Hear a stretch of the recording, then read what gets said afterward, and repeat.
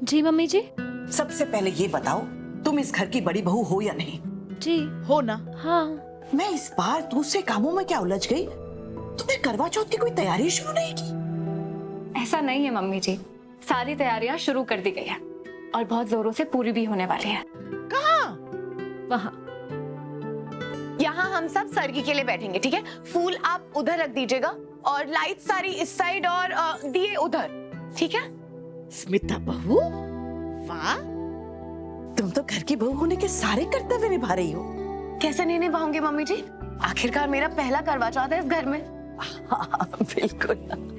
Mummy जी, लेकिन ऐसे काम नहीं चलेगा। हाँ, आपको भी कल सुबह पूनम भाभी की तरह मुझे भी सरगी देनी होगी और कुछ अच्छा दीजिएगा। हाँ, हे भगवान, ये लड़की और इसकी कभी ना खत्म होने वाली मांगों की लिस्ट। जरूर, तुम्हारा पहला करवा चौथ जो है। जी।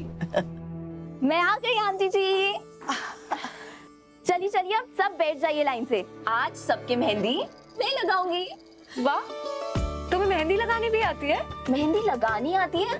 अपनी कॉलोनी की ना टॉप मेहंदी आर्टिस्ट थी मैं। चलो चलो बैठो सब। कीर्ति, मैं अपनी मेहंदी का डिजाइन को चूज कर सकती हूँ? बिल्कुल चूज कर सकती हूँ। देखो मैं डिजाइन लेके आई हूँ। आओ बैठो। आओ पूनम भाभी, आओ। मैं आपके पास ही आ रही थी आंटी जी। क्यों? क्यों? देखिए, मेहंदी की शुरुआत तो क्यूट स्माइल वाली आंटी जी से ही होनी चाहिए ना। आइए। आओ, आओ। बैठो। ये अच्छा।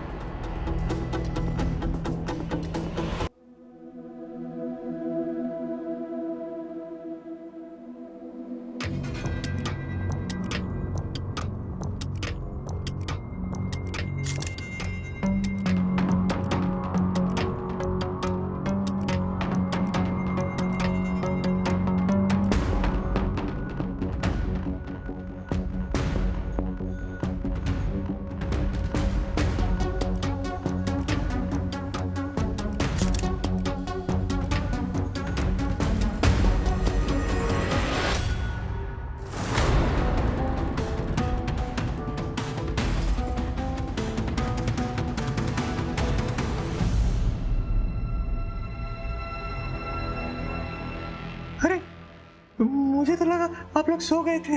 वैसे मेरा कहाँ है? साहब के जिन रिश्तेदार की तबीयत खराब हुई थी ना, वो भगवान को प्यारे हो गए, इसलिए वो नहीं आएंगे। उन्होंने कहा है कि वो वापस आकर ना आपको फोन कर देंगे। खामखा इतना टाइम वेस्ट हो गया। यहाँ किसी की जान चली गई है और आपको अपने टाइम की पड़ी है। मुझे उन जरूरी कामों की पड़ी है जो मुझे पूरे करने हैं।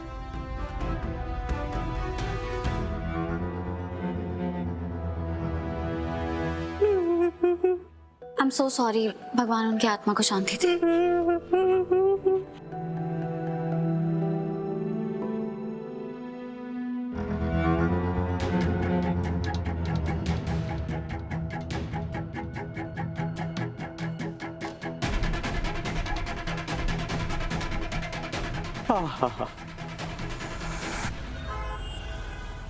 हाँ, 7 पीढ़ियां लगाना और 7 ही आसन लगाना। ठीक है, थाली में तैयार कर दूंगी।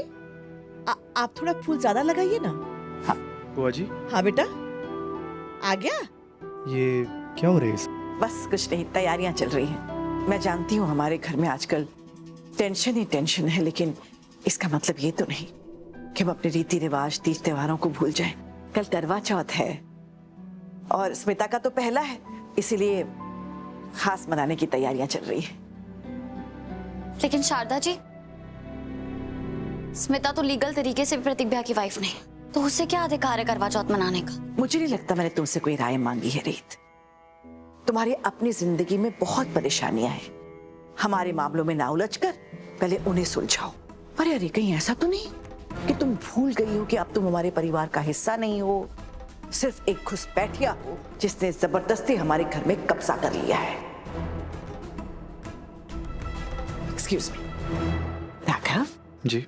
बेटा, मीटिंग कैसी रही? बेकार बुआ जी, सिवाय हेडेक के कुछ नहीं मिला मुझे। लेकिन मुझे तो बहुत कुछ मिला है। कल करवा चौथ सेलिब्रेशन से पहले मुझे इस औरत का चेहरा ना इस फैमिली पिक्चर से बाहर चाहिए और यहाँ प्रतीक के साथ आप मेरी फोटो लगाइएगा। समझ गए आप? Okay ma'am. ये लीजिए। तुझे पता है ना, तू ऐसे लोगों को उनकी फैमिली से हमेशा के लिए दूर नहीं कर सकती। लेकिन शायद तू भूल रही है कि तू ऑलरेडी इस फैमिली का हिस्सा नहीं, और मुझे लगता है अगला चेहरा ना फोटो में से तेरा ही हटवाना पड़ेगा फोटोग्राफर को बोल के। शौक से हटवा, क्योंकि इन धोखेबाज और बेईमान लोगों के साथ खुद को ना देखकर मुझे खुशी भी होगी और चैन भी मिलेगा।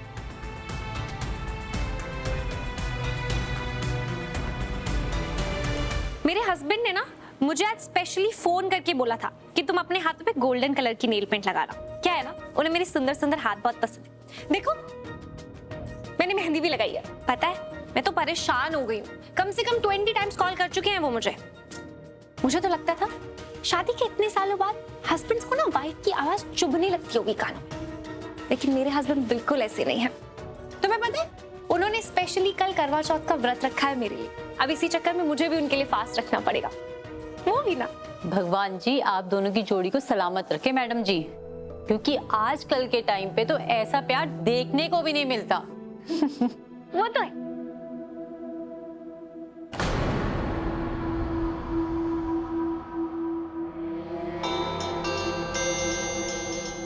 रीत, हेलो रीत, आज तुमने कैसे मुझे याद किया? और मैंने सुना तुम जेल से बाहर आ गई हो। आप ये सब छोड़िए, आप मुझे ये बताइए, क्या आपको अभी भी उम्मीद है कि आपका और प्रतीक भैया की शादी का रिश्ता अभी भी जुड़ा हुआ है? क्या आप अभी भी खुद को उनकी पत्नी मानती हैं? ये कैसा सवाल है रीत? आज तो क्या, मैं अपनी आखिरी सांस तक यही मानती रहूंगी कि मैं ही प्रतीक सूर्यवंशी की वाइफ हूँ। और मुझे पूरा यकीन है आज नहीं तो कल मेरा और प्रतीक का रिश्ता वापस हस्बैंड वाइफ जैसा हो जाएगा। अगर ऐसा है तो अपनी कमर कस लीजिए, कल करवा चौथ है और आपको अपने घर आना है, क्योंकि प्रतीक भैया के लिए व्रत आप रखेंगी, स्मिता नहीं। पर रीत मैं वहां कैसे आ सकती हूँ? उन लोगों ने बहुत इंसल्ट करके मुझे घर से बाहर निकाला है। वो लोग मुझे हाउस में वापस एंटर नहीं करने देंगे। वो सब आप मुझ पे छोड़ दीजिए, मैं भी देखती हूँ कि आपको अपने ही घर में आने से कौन रोकता है।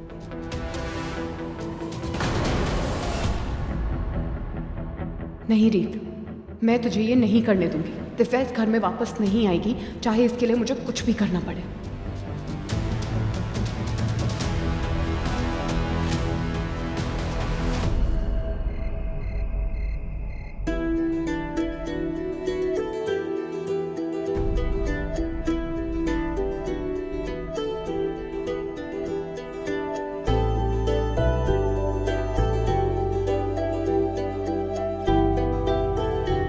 आंटी जी स्माइल के साथ देना।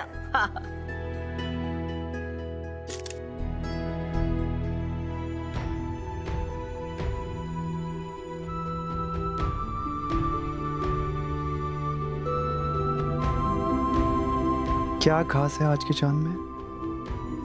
आज नहीं, पर कुछ महीनों बाद ये चांद मेरे पहले करवा चौथ का चांद होगा, जिसे देखकर मैं अपना व्रत तोड़ूंगी।